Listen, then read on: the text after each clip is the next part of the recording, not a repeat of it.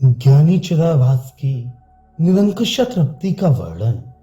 विषयों से मिलने वाली तृप्ति दूसरे विषय की कामना से कुंठित होने के कारण परमित तृप्ति है, परंतु यह अपरोक्ष ज्ञान जन्य तृप्ति तो अपरमित है, क्योंकि जो कुछ करना था कर लिया, जो कुछ मुझे पाना था पा लिया। यही तो इस तृप्ति का रूप है। इस ज्ञानी को तत्व ज्ञान से पहले इस लोक या परलोक संबंधी भोगों की सिद्धि और मोक्ष सिद्धि के लिए बहुत से कर्तव्य करनी थी। वे सब ज्ञानोदय के पश्चात किए हुए के समान ही हो गए। ज्ञानोदय से पहले वांछित पदार्थों की प्राप्ति, प्रतिकूल विषयों की निवृत्ति, खेती, व्यापार आदि, स्वर्ग आदि के लिए योगापासना आदि तथा मोक्ष के साधन ज्ञान की सिद्धि के लिए श्रवण आदि जो कर्तव्य करनी थी, वे सब ज्ञानोदय हो जाने पर सांसारिक फलों की इच्छा न रहने के कारण तथा ब्रह्मानंद का साक्षात्कार हो जाने के कारण किए से हो गए। अब कुछ करना शेष नहीं रहा। ये ज्ञानी अपनी ब्रह्म भाव रूपी कृतकृत्यता को कृतकृत्यता विरोधी बातों के साथ साथ स्मरण करता हुआ आगे कहे प्रकार से नित्य तृप्त रहने लगता है। दुखी अज्ञानी लोग पुत्र आदि की अपेक्षा से सांसारिक व्यवहार में चाहे फंस रहे, परंतु परमानंद से परिपूर्ण में भला किस इच्छा से सांसारिक व्यवहार में उलझा रहूं। परलोक जाने की इच्छा वाले पुरुष भले ही यज्ञ आदि शुभ कर्म करें, परंतु सर्वलोक बना हुआ मैं भला उन कर्मों को क्यों करूं, कैसे करूं। जो आचार्य परार्थ के अधिकारी हैं, वे भले ही शास्त्रों की व्याख्या करें या वेद पढ़ाएं, मैं तो अब अक्रिय हूं। इस कारण मेरा इन कामों में अधिकार ही नहीं है। निंद्रा, भिक्षा, स्नान और शौच आदि कर्मों को मैं चिदाभास ना तो चाहता ही हूं, ना करता ही हूं।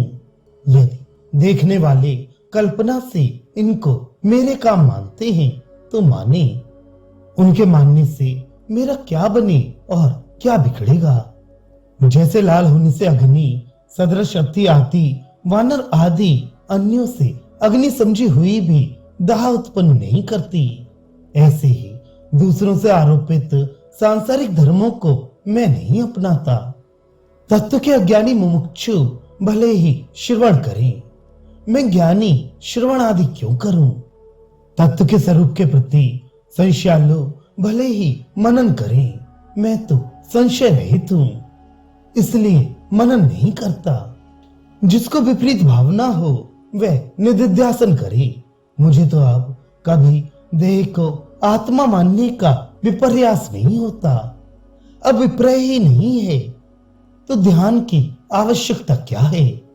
मैं मनुष्य हूं इत्यादि व्यवहार इस विपर्य के बिना भी अनादिकाल अभ्यस्त वासनावश चलता ही रहता है। प्रारब्ध कर्म के क्षीण होने पर ही व्यवहार निवृत्त होता है। कर्म क्षय हुए बिना तो हजारों बार ध्यान करने पर भी व्यवहार निवृत्त नहीं होता। व्यवहार की विरलता कमी के लिए यदि ध्यान करना है तो ध्यान करो। मैं तो व्यवहार को अबाधक देखता हूं, तब ध्यान क्यों करूं। क्योंकि मुझे विक्षेप नहीं होता, इसलिए मुझे समाधि की भी आवश्यकता नहीं है। विक्षेप और समाधि दोनों विकारी मन के ही धर्म हैं। उत्पत्ति विनाश रहित मुझे नित्य अनुभव स्वरूप से भिन्न पृथक अनुभव कौन सा है।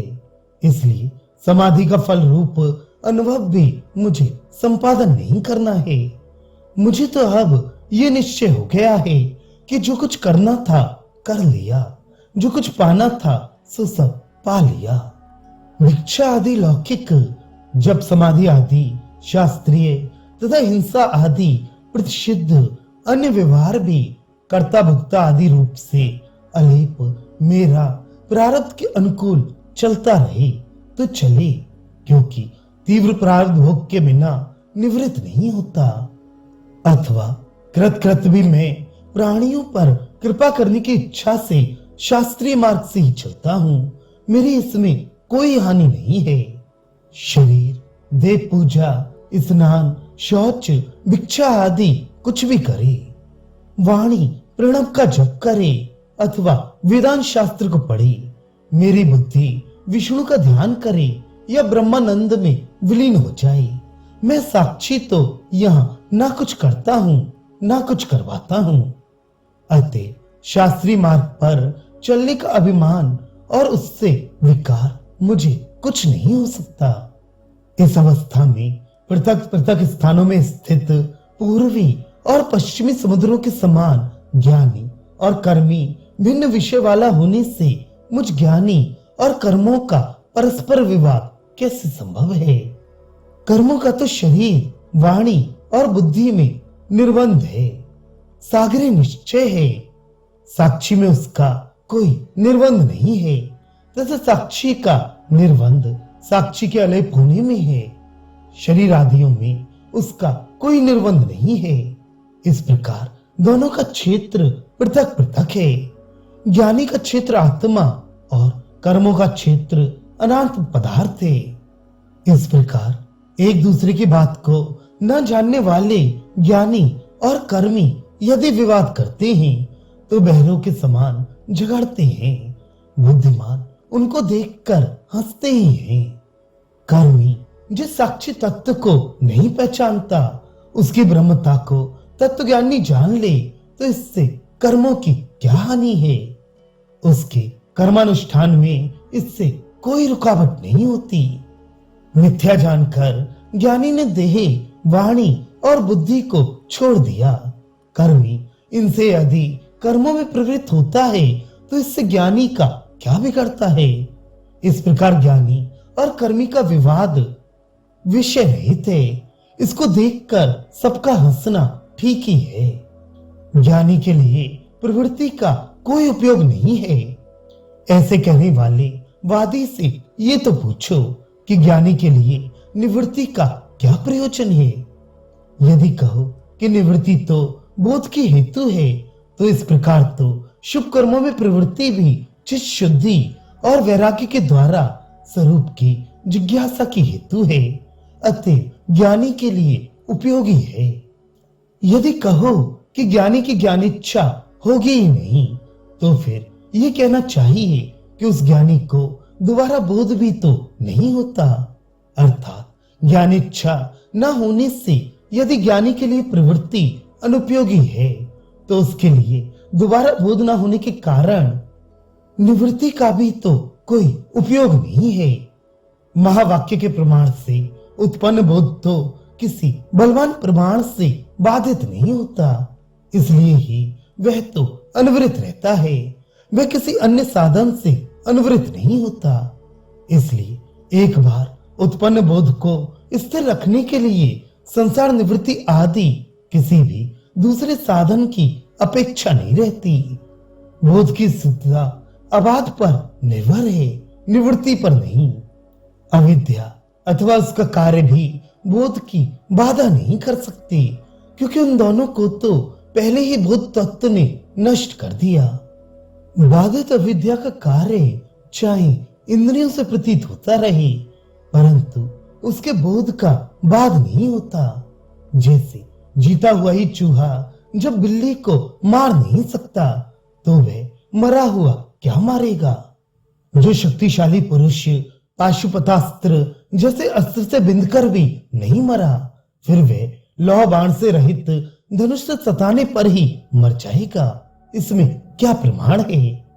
विद्याभ्यास के समय से विविध ब्रह्म तत्व आदि कार्यों से बड़ी हुई अविद्या से लड़ भिड़कर भी जिसे बोध ने उस अविद्या को जीत लिया है, वे अभ्यास कुशलता से सुदृढ़ होकर अब अविद्या के हट जाने पर अविद्या के कार्य के अभ्यास से जिसकी जड़ी कट चुकी है, भला किस प्रकार रुकेगा?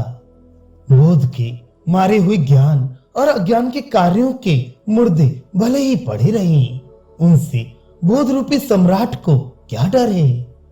इससे तो उसका वश है कि देखो ये बोध के मारे हुए पड़े हैं।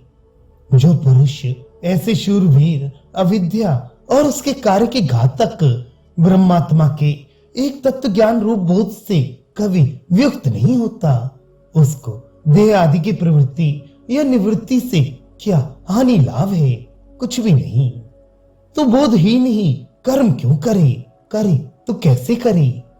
बोधहीन का यज्ञ श्रवण आदि प्रवृत्तियों में आग्रह करना सर्वथा उचित ही है, क्योंकि मनुष्यों को स्वर्ग या मुक्ति के लिए प्रयत्न करना ही चाहिए। विद्वान यदि वैसे कर्मियों के बीच रहे तो उनके अनुसार शरीर, मन और वाणी आदि से सब क्रियाएं करे ही, ना कि उन कर्मियों को उन्हें करने का निषेध करे। ये विद्वान जब जिज्ञासुओं के बीच रहे तो इनके बोधार्थ सब क्रियाओं के गुप्त दूषण बताए और स्वयं भी उनको छोड़ दे। अज्ञानी के अनुसार ज्ञानी का व्यवहार होना चाहिए, क्योंकि ज्ञानी कृपालु है और अज्ञानी दया के पात्र हैं। देखते हैं कि दूध पीते बच्चे के अनुसार ही उसके पिता का व्यवहार होता है। दूध पीता बच्चा जब अपने पिता को बुरा भला कहता है या मार बैठता है तो उसका पिता ना तो दुख मांगता है और ना क्रोध ही करता है, अपितु वह बालक को तो प्यार करता है। विद्वान अज्ञानी पुरुषों से निंदा या स्तुति पाकर भी स्वयं ना तो निंदा करता है ना ही स्तुति, अपितु उनको जिस काम से बोध हो जाए वह काम करता है। इस अज्ञानी को इस लोक में जिस आचरण से तत्वबोध हो वह आचरण ज्ञानी करता है, क्योंकि ज्ञानी का अज्ञानी को बोध देने के अतिरिक्त और कुछ कर्तव्य नहीं है। अतः ज्ञानी को चाहिए कि वह अज्ञानी का अनुसरण करके उसे तत्वबोध कराए। उसके भांति काम करने लगना इष्ट नहीं है। तात्पर्य यह है कि वह विद्वान पूर्वक प्रकार से अपनी कृतकृत्यता से संतुष्ट होकर और वक्षमाण प्रकार से प्राप्त प्राप्तव्यता से भी तृप्त हुआ यही मानता है कि मैं अपने देशाधीन व छिन्न प्रत्यागत्मा रूप को साक्षात जानता हूं, इसलिए मैं कृतार्थ हूं और आत्मज्ञान का लाभ, ब्रह्मानंद का आनंद मुझे स्पष्ट प्रतीत हो रहा है। इसलिए आत्मज्ञान का फल रूप संपूर्ण इष्ट मिल जाने के कारण मैं धन्य हूं। अब मुझे सांसारिक दुख या दुख रूप संसार नहीं दिख पड़ता, इसलिए मैं धन्य हूं। मेरा ज्ञान अर्थात कर्म वासनाओं का समूह न जाने कहां भाग गया, नष्ट हो गया है, इसलिए मैं धन्य हूं। आज मुझे कर्तव्य नहीं रहा, मैं धन्य हूं।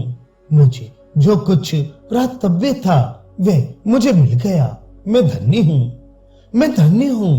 आज मेरी तृप्ति के समान लोक में तृप्ति कहाँ है? और क्या कहूं, बस मैं धन्य हूं, धन्य हूं, बार बार धन्य हूं। धन्य मेरा पुण्य जिसका ऐसा दृढ़ फल हुआ, और इस पुण्य के संपादक हम भी महान हैं। ये शास्त्र अद्भुत है, शास्त्र अद्भुत है। शास्त्र और गुरु से मिला ज्ञान भी अद्भुत है, और ज्ञान प्राप्ति का सुख भी अद्भुत है। अंत में ग्रंथ अभ्यास का फल बताते हैं। जो बुद्धिमान इस तृप्ति दीप प्रकरण का नित्य विचार करते हैं वे ब्रह्मानंद में स्नान करते हुए नित्य तृप्त रहते हैं।